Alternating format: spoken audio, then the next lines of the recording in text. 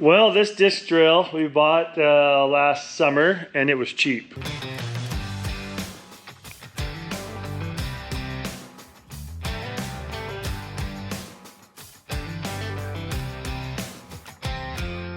Hi, I'm Tony Fast's daughter. I'm Tony Fast's daughter. I'm Tony Fast's daughter. Our family has been blessed to farm in Montana For over 100 years now. And it wouldn't be possible without the great team we have and blessings from our Savior, Jesus Christ.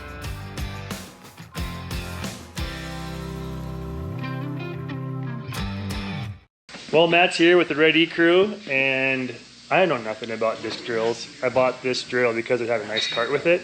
I could care less about the drill at the time, and since we have one now, we're like, well, let's make it work. Because I really spent no money on the drill. I got the cart cheap enough, the whole system cheap enough. It's basically what the cart was worth. You definitely don't know much about disc drills because I know they're a lot of work. You're about to find out how much work they are. And cost, but the original quote to redo the whole drill was pretty expensive. What do we need to do to make this thing go to the field this year for limited acres? So what we started with was coming out here and doing an on-site inspection. Rick, our sales guy, came out.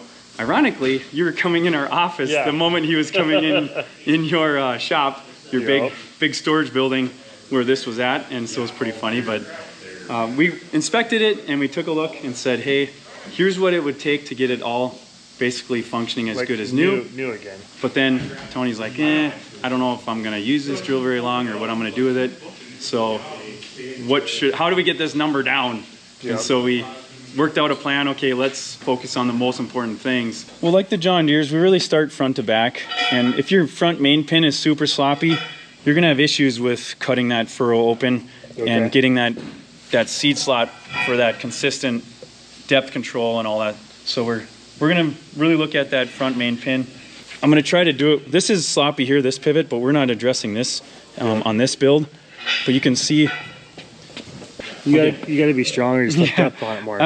I'm just a weak guy. I'm just a skinny guy. But there's splay in that front pivot pin that needs to be addressed, because that would make your angle less, and then you just don't cut a decent groove. Right. So if you focus on this disc, you can really see it the best how much it moves. Oh yeah, big time. And we've seen a lot worse, but we want to get that addressed. That's really hard to fix with the case factory parts. It just gets slopped out in a weldment. And in order to fix a weldment, we're either going to ream those holes bigger, or in our case, because labor costs something, we're just going to change those mounts. It's got the bigger holes in them already. And then we can put a spring bushing in. Now it's serviceable. It's probably going to last longer than the original. And then we're looking at discs, of course. Some of these disc hubs are sloppy. Like this one here has a wiggle. And so we're going to pull this apart and probably tighten up that castle nut in there. Depth control is another one that we often see on these. You're going to see this link slop out. And so when you lift up and down on this, it slops here because of an egg-shaped hole. Also slopping there. And there's slopping here. So our fix, a lot of times it's just because this doesn't stay clamped all the way down. If you notice, when I push on this all the way, it's tight. That is no longer an issue, just right here. Yep. So these are notorious for doing that though. You can watch that though and try to keep them locked down. Sure. We're going to drill this hole out, get that bigger bushing, harder, new hardware, all that. What we're not going to do on this build is we're not going to worry about this pivot right now. We figured, you know what, they're still attached. Yep, and they're not missing. Lot less labor intensive to do that later on for us too. Yep, you could work on this on your own later. These wheels are going to be an issue for you over time. Some of these are going to be broken. Yeah, there's one broke up there already. Yep. So, but that's just something that we don't need to do right now to see how it seeds and see how you like it. And this thing needs a blockage system. Yeah. Which we already. You're taking that on trade, right? The old wiring system. Do you have a garbage outside where we can transfer it for you? No, we'll put a good blockage system on here. Obviously, you're familiar with the Intelligent Ag wireless blockage system. He's got them on all of his other seeders. And you're going to be really happy with that, right? Yeah, oh yeah. Yeah, you already know it's they work so good. Like such a peace of mind to have blockage. And then, you get to see a good test between your hoe drill and the disc drill. Yeah, a little skewed. We're not doing 12 to 12 or 10 to 10. We're 7.5 inch disc and 12 inch precision drill. Yep. This is a 7.5 inch seeder.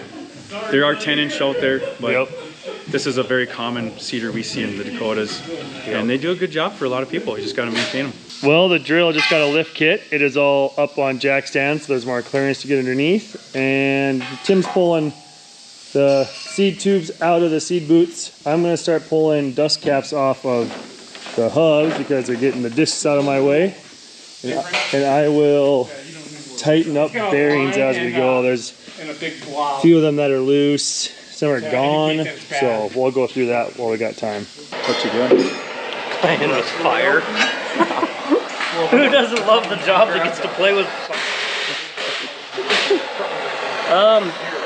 Well, they said if you just heat these up for a little bit, these hoses will just pop right out, and so far it works.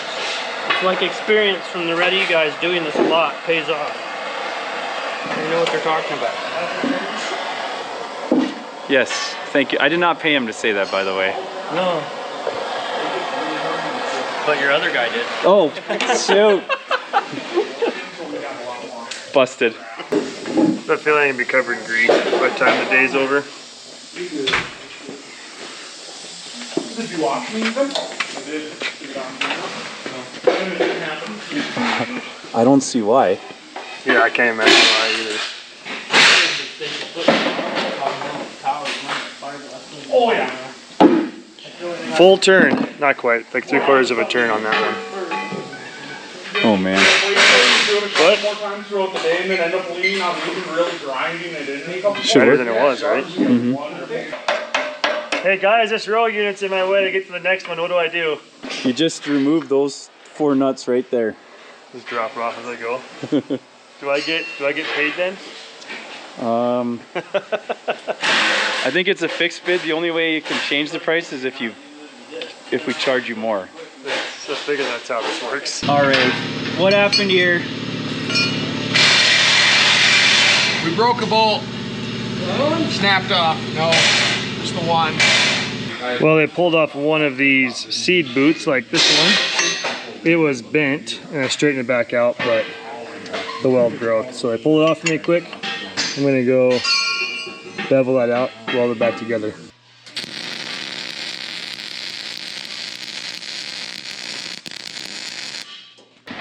All back together.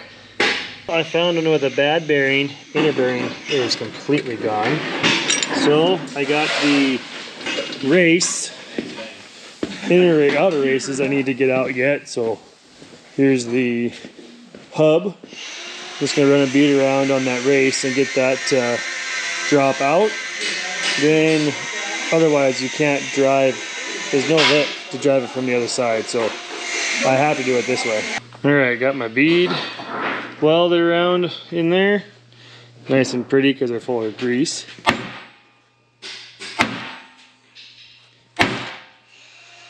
It's coming.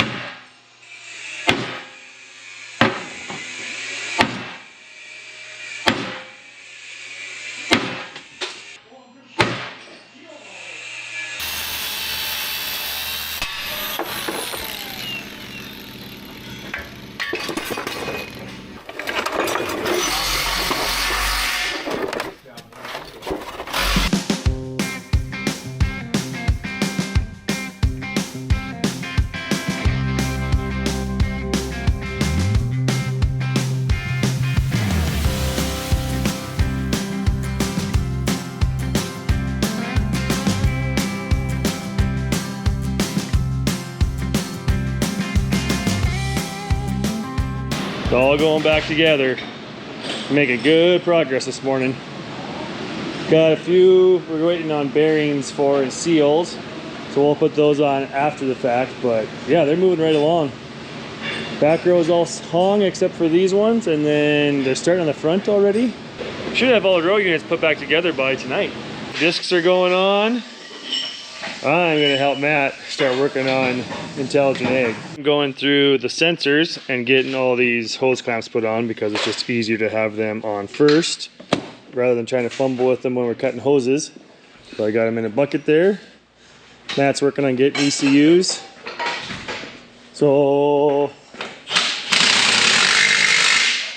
these are different from our different ECUs because they're way less ports from our other ones. 14. Instead of 24, is that what we had, or 25? Yep. And because they took away some, they added a plus sign. Makes sense, right? That makes sense, yeah. And since we're not double shooting with towers right next to each other, we don't care. Yeah, we don't really care. We don't need the extra You're ports. only going to need 8. Yeah. Yeah, it'll work. It'll work. Recon Blockage Plus. It's actually the reason the plus is because it's a newer version of blockage for Intelligent Ag. They're wiring the ECUs together, where they used to use the Wi-Fi signal to communicate between the ECUs. Now they're actually wired. There's still a Wi-Fi signal to the tractor in the or to the iPad in the cab, though. Okay. Yep. Very reliable, really good system.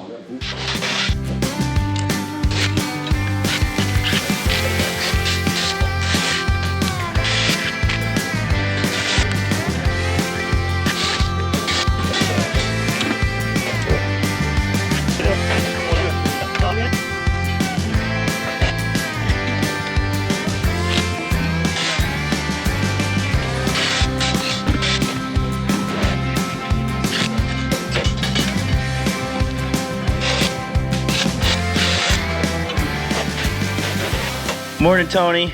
Evidence we're here early, getting after it. By the way, this blockage system is so easy to install. Mount the ECUs like this. We've got the wiring harness.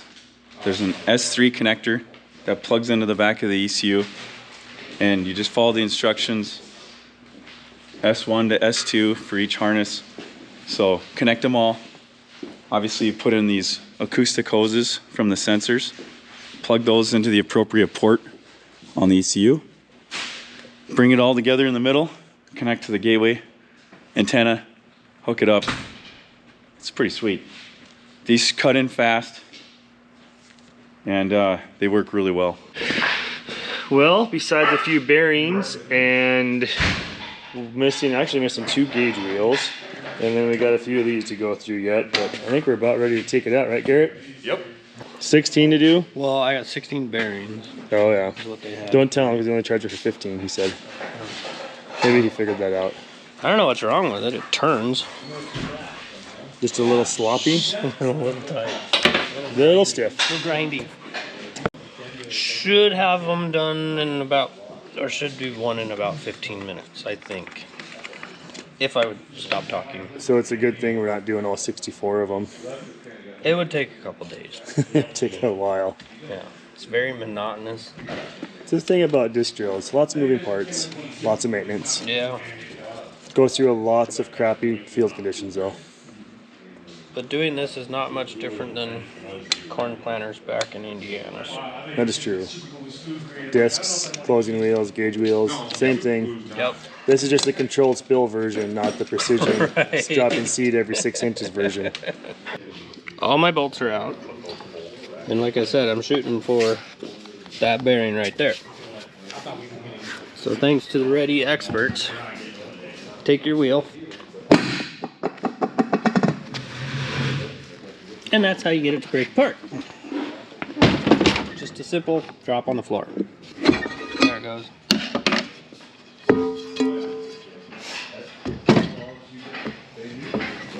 That's the bearing I want to get out. Dump the dirt out.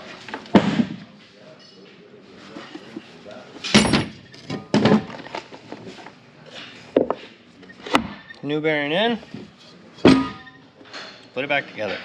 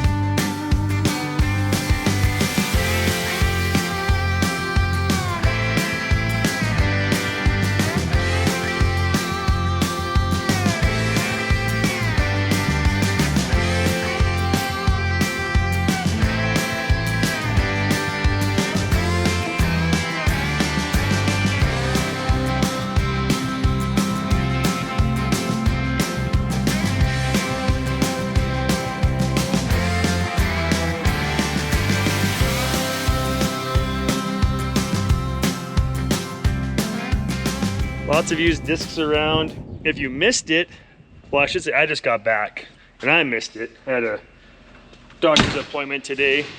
Got back, met the guys on the road, talked to them for a bit, but they're completely done. They knocked out a John Deere disc drill after they did ours too this week. So go check out the Ready YouTube channel if you're wanting to see about rebuilding a disc drill as well. But yeah, those guys do incredibly fast work. I'm glad we didn't tackle that ourselves because we would be at it forever. They know what they're doing. They're quick. And it would have been a lot of blood loss if we'd have done it ourselves, just from busting knuckles. Yeah, they did a good job. Really quick at what they do. They've got all the tools. They have it all figured out. Check them out for your planter and see their needs. So thanks for watching. Don't forget, farm hard, pray harder, and we'll see you next video. Hey everybody, thanks for watching. And don't forget, farm hard, pray harder. See you next video.